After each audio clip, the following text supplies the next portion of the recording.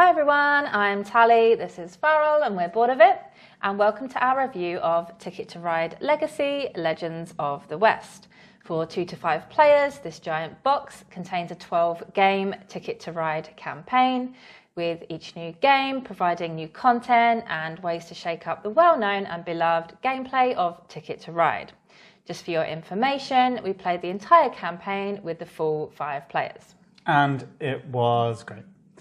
Spoiler! Or not, it was terrible. You don't know yet.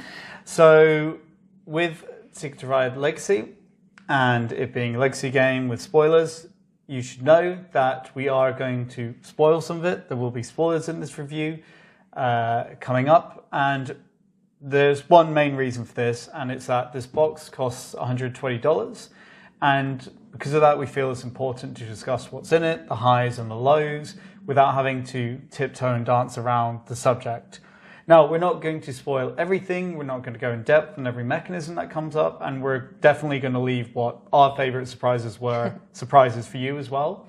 But we are going to discuss things that happen throughout the campaign, and there's going to be B-roll of various different things that to you will be out of context because you don't know what's coming. But just be aware of that. And also be aware that we received this as a review copy from Asmodee Laudix, and we thank them very much. Yes.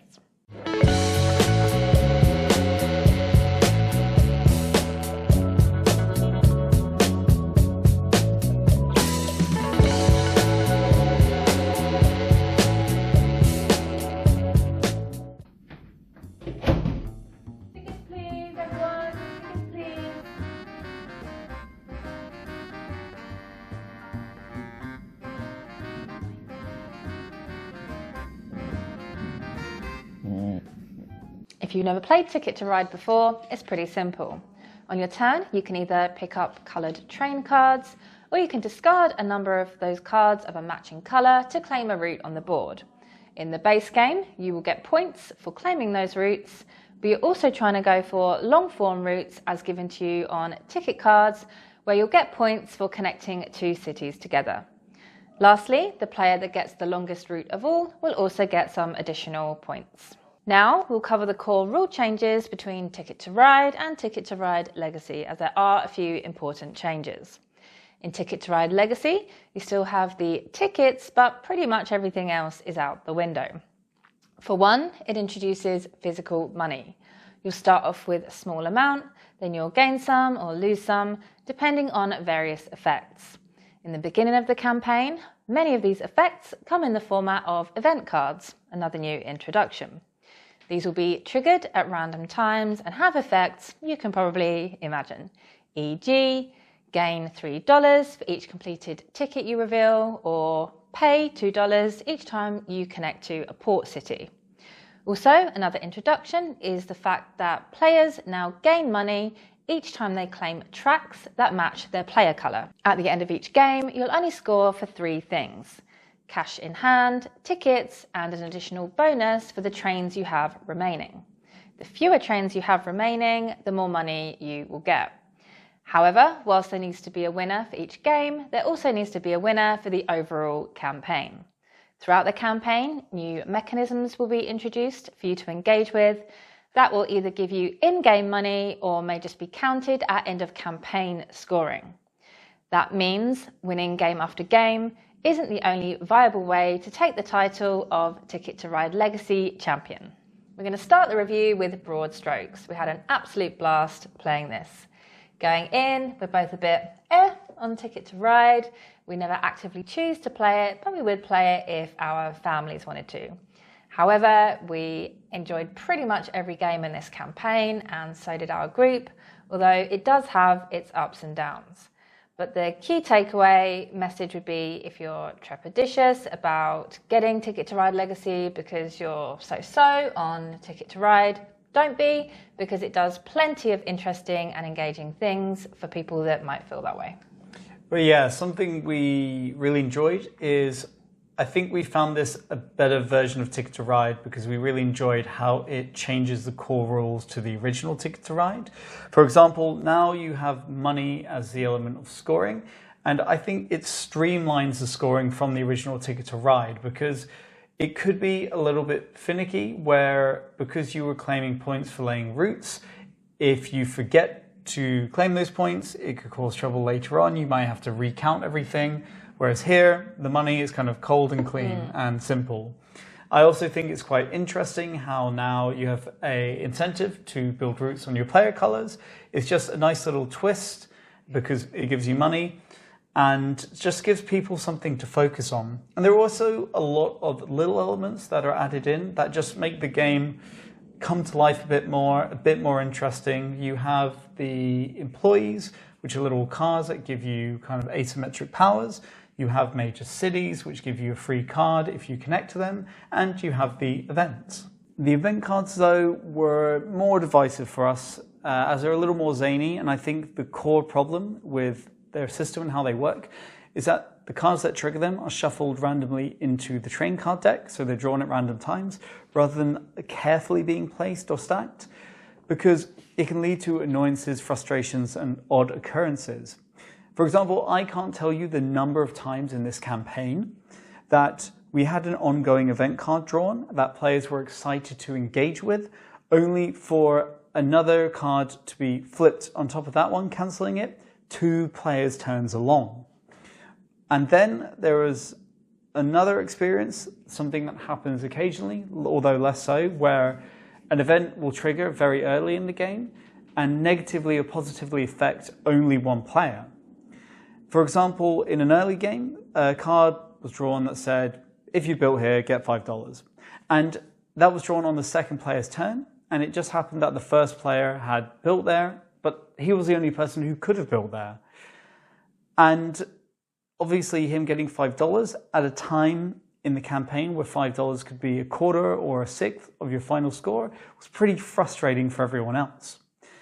However, on the whole, 85% of the time, they're interesting, they add new considerations, they work well, they make the game exciting. They also introduce a sense of progress because some will go out the game when they're used up multiple times. It's just that it comes with a lot of randomness. Anyway, that is only how Ticket to Ride Legacy starts out. As everyone knows, with Legacy games, as the campaign goes on, the game will be expanded and new mechanisms will be added. From the third game onwards, to nobody's surprise, the map will start expanding. As in the beginning, you just start with a single jigsaw piece, which is a map of New England. We think this aspect is pretty cool because the winner of each game will get to pick, usually from 2 to 3 options, which new region of America should get added to the board. And not only do you get a new map piece, which fits with the rest of the board like a jigsaw, but you'll also get a new mechanism. Generally, these mechanisms are transitory, lasting for maybe 1 to 2 games before being phased out, so you don't have to worry too much about being overwhelmed with lots of mechanisms. I think the whole concept really nails what makes legacy games thrilling and drives engagement because there's a new incentive to be first. There's also providing a lot of novelty and replayability because which regions are added and in which order will create a really different experience for players, campaign to campaign. Unfortunately, this exciting turn of events actually leads to our biggest problem with Ticket to Ride Legacy, because to keep up with this ever-growing map, you have an ever-growing pool of trains. And this means that it takes longer to trigger the end of the game, because you trigger the end of the game by getting down to 2 or less trains. So obviously it's going to take more turns if you have more trains. Now, our first 5 plays of this were 1 session, and game 6 and 7 were a second session. And those 2 sessions were roughly equal in length, just to show how much longer this game begins to get. And the problem we have is that we don't believe Ticket to Ride gets better because it's longer. In fact, it just gets more tedious. And definitely do not believe that what you see in the FAQ and on BGG, that the max length of game will be 90 minutes. It's just not true. And the problem I have, and what baffles me, is that the designers obviously knew that this would become an issue because the final 3 games of the campaign, before you begin the game proper, you're allowed to claim routes before you begin. And in the final game, you could put down up to 20% of your trains before you begin playing properly. And it's just, if they knew it was an issue and they're shortening the game length arbitrarily because of it, why not just make a smaller, tighter map? This is the aspect of the game which, in our opinion, could have used the most tweaking, because people aren't excited just by getting a new map piece and connecting Miles City to Detroit, or by getting a novel ticket route. They're excited by the new mechanisms, which are unlocked in the boxes and through the story deck. So obviously they can, and in some cases are, be divorced from the map tiles. And I would have liked to see that done more rather than just keep making the map bigger. I'm sure that the publishers, designers want it to be epic and expansive, and it is, but that doesn't make it a good, fun thing. It would be much more of a great experience if it was tighter and punchier. Now, we did play the full campaign at 5 players, so obviously that will extend it compared to playing at 2 or 3, but I would also argue the way you want to play it and the best experience is at those higher player counts. Where Ticket to Ride Legacy really shines is through the mechanisms it introduces, each of which incorporates some regional flavour from the unlocked region. It makes each game feel novel and provides some different scoring opportunities. I remember one game where half of our group went treasure hunting and the other half decided to build tunnels, and the scores came out pretty even. Many of the mechanisms also make Ticket to Ride more interactive, like the robber that you can send to grief other players, and many of them make it feel more tense, like the many mechanisms that run out, so it's a race to grab what you can. One particular highlight were the postcards, which is something introduced at the end of the first game and continued throughout the campaign.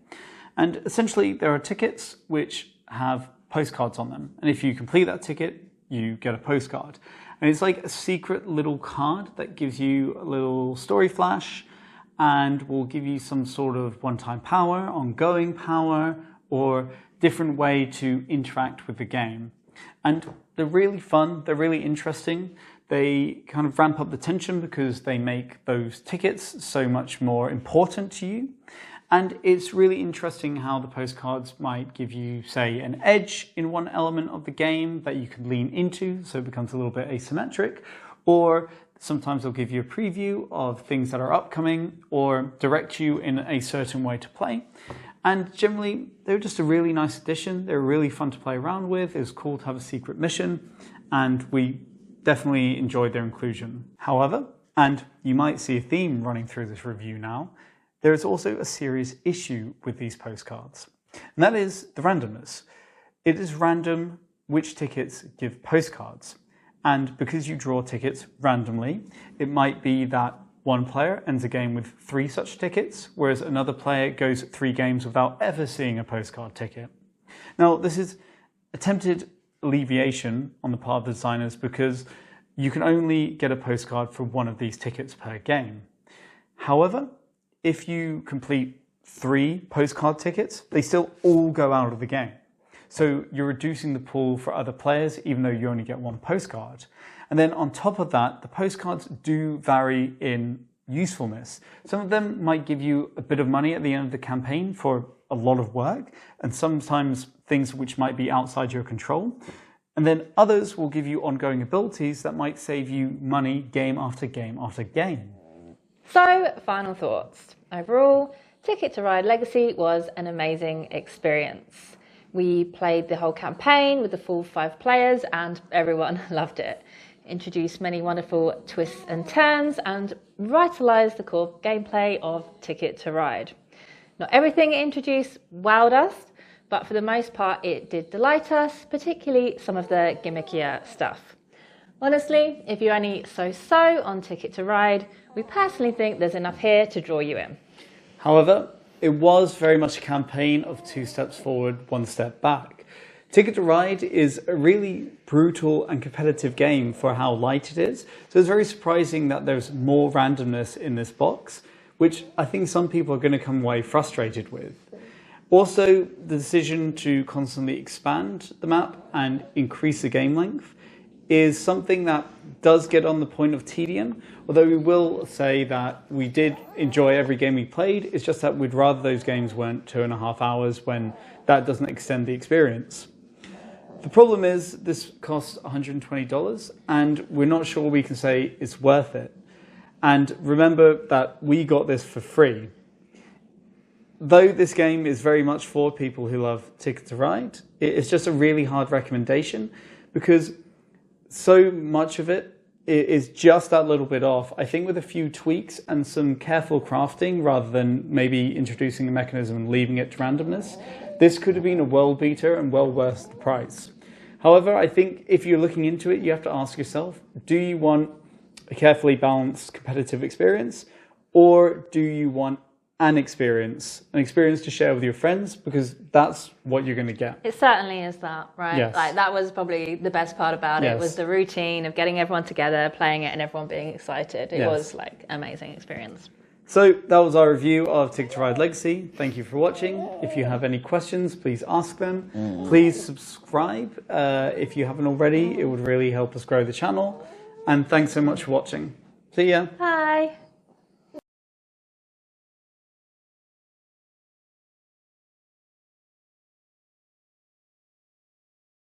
Fuck you!